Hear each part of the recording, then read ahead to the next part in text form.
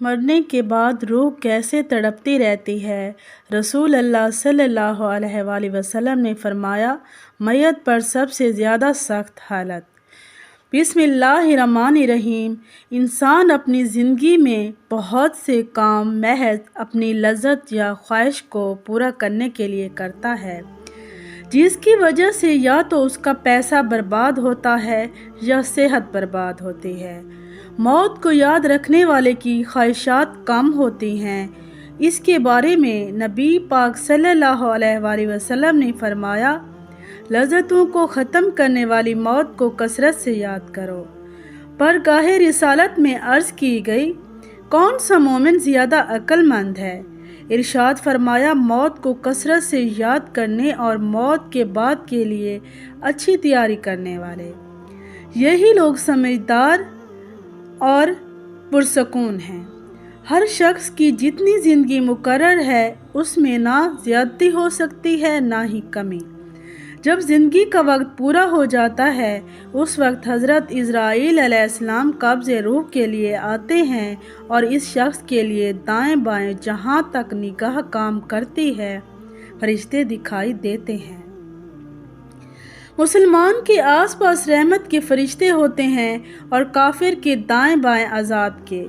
اس وقت ہر شخص پر اسلام کی حقانیت آفتاب سے زیادہ روشن ہو جاتی ہے، مگر اس وقت ایمان معتبر نہیں، اسی لیے کہ حکم ایمان بالغیب کا ہے اور اب غیب نہ رہا، بلکہ یہ چیزیں مشاہدہ ہو گئیں۔ مرنے کے بعد مسلمان کی روح حسب مرتبہ مختلف مقاموں میں رہتی ہے، بعض کی قبر پر، بعض کی چاہے زمزم شریف میں، بعض کی آسمان و زمین کے درمیان، بعض کی پہلے دوسرے ساتویں آسمان تک اور بعض کی آسمانوں سے بھی بلند، اور بعض کی روحیں زیر عرش قندیلوں میں اور بعض کی اعلی علیین میں، مگر کہیں ہوں۔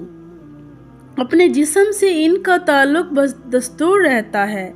جو کوئی قبر پر آئے اور دیکھے پہچانے اس بات کی سنتے ہیں۔ حدیث میں ہے کہ ایک طائر پہلے فقس میں بند تھا اور اب آزاد کر دیا گیا۔ ائمہ کرام فرماتے ہیں، بے شک پاک جانیں جب بدن کے علاقوں سے جدا ہوتی ہیں، عالم بالا سے مل جاتی ہیں اور سب کچھ ایسا دیکھتی سنتی ہیں جیسے یہاں حاضر ہیں۔ حدیث میں فرمایا، جب مسلمان مرتا ہے اس کی راہ کھول دی جاتی ہے، جہاں چاہے جائے۔ مردہ کلام بھی کرتا ہے اور اس کے کلام کو جن اور انسان کے تمام حیوانات وغیرہ سنتے بھی ہیں۔ جب مردہ کو قبر میں دفن کرتے ہیں اس وقت اس کو قبر دباتی ہے۔ اگر وہ مسلمان ہے تو اس کا دبانا ایسا ہوتا ہے جیسے ماں پیار میں اپنے بچے کو زور سے چمٹا لیتی ہے، اور اگر کافر ہے تو اس کو زور سے دباتی ہے، ادھر کی پسلیاں ادھر اور ادھر کی ادھر ہو جاتی ہیں۔ جب دفن کرنے والے دفن کر کے وہاں سے چلے جاتے ہیں اور وہ ان کے جوتوں کی آواز سنتا ہے، اس وقت اس کے پاس دو فرشتے اپنے دانتوں سے زمین چیرتے ہوئے آتے ہیں اور نہایت سختی کے ساتھ کرخت آواز میں سوال کرتے ہیں۔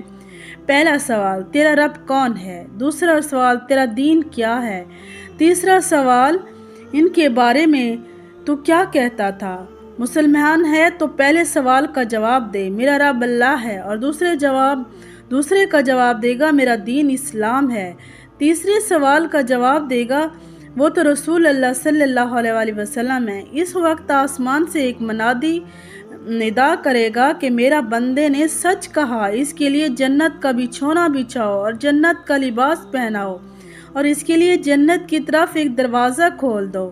جنت کی نسیم اور خوشبو اس کے پاس آتی رہے گی اور جہاں تک نگاہ پھیلے گی وہاں تک اس کی قبر کشادہ کر دی جائے گی، اور اس سے کہا جائے گا، تو سو جا۔ پہلے اس کے بائیں ہاتھ کی طرف جہنم کی کھڑکی کھولیں گے، اس سے جلن اور گرم ہوا اور سخت بدبو آئے گی، پھر بند کر دیں گے۔ اس کے بعد دائنی طرف سے جنت کی کھڑکی کھولیں گے۔ اس سے کہا جائے گا اگر ان سوالوں کے صحیح جواب نہ دیتا تو تیرے واسطے وہ تھی اور اب یہ ہے، تاکہ وہ اپنے رب کی رحمت کی قدر جانے کہ کیسی بلائے عظیم سے بچا کر کیسی نعمت عظمیٰ عطا فرمائی۔ اگر مردہ منکر ہے تو سب سوالوں کے جواب میں یہ کہے گا، افسوس، مجھے تو کچھ معلوم نہیں تھا، میں لوگوں کو کہتے سنتا تھا، خود بھی کہتا تھا۔ اس وقت تک ایک پکارنے والا آسمان سے پکارے گا، یہ جھوٹا ہے، اس کے لیے آگ کا بچھونا بچھاؤ اور آگ کا لباس پہناؤ اور جہنم کی طرف ایک دروازہ کھول دو، اس کی گرمی اور لپٹ اس کو پہنچے گی۔ اس پر عذاب دینے کے لیے 2 فرشتے مقرر ہوں گے جو اندھے اور بہرے ہوں گے، ان کے ساتھ لوہے کا گرز ہوگا، کہ پہاڑ پر اگر مارا جائے تو خاک ہو جائے، اس ہتھوڑے سے اس کو مارتے رہیں گے، سانپ اور بچھو اسے عذاب پہنچاتے رہیں گے، اعمال اپنی مناسب شکل پر متشکل ہو کر کتا یا بھیڑیا اور شکل کا بن کر اس کو عذاب پہنچائیں گے، اور نیکیوں کے اعمال حسنہ مقبول محبوب صورت پر متشکل ہو کر انس دیں گے۔ نبی اکرم صلی اللہ علیہ وآلہ وسلم نے فرمایا، موت کو کثرت سے یاد کیا کرو کیونکہ وہ گناہوں کو ظاہر کرتی ہے اور دنیا سے بے رغبتی پیدا کرتی ہے۔